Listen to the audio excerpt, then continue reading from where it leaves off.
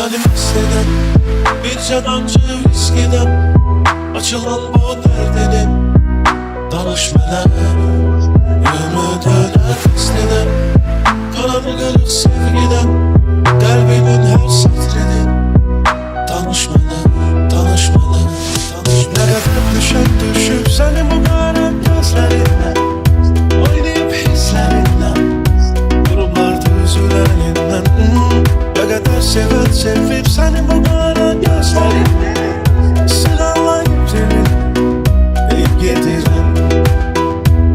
Səni mest edən bir canancı viskidən açılan bu dərdini danış mənə.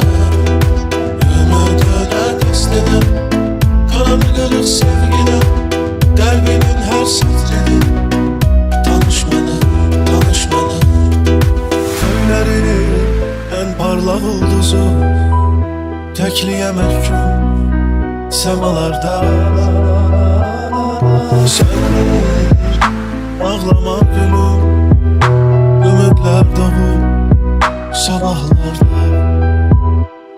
Səni mest edən bir canancı viskidən açılan bu dərdini danış mənə.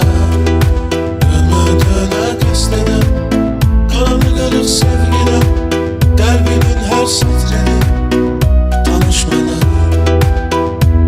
Səni mest edən bir canancı viskidən açılan bu dərdini danış mənə. Ümidinə test edən kanadı qırıq sevgidən qəlbinin hər sətrini danış mənə.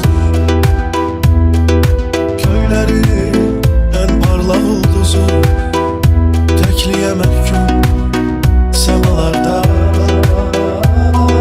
Sən ağlama gülüm, ümidlər doğub sabahlarda. Səni mest edən bir canancı viskidən açılan bu dərdini danış mənə.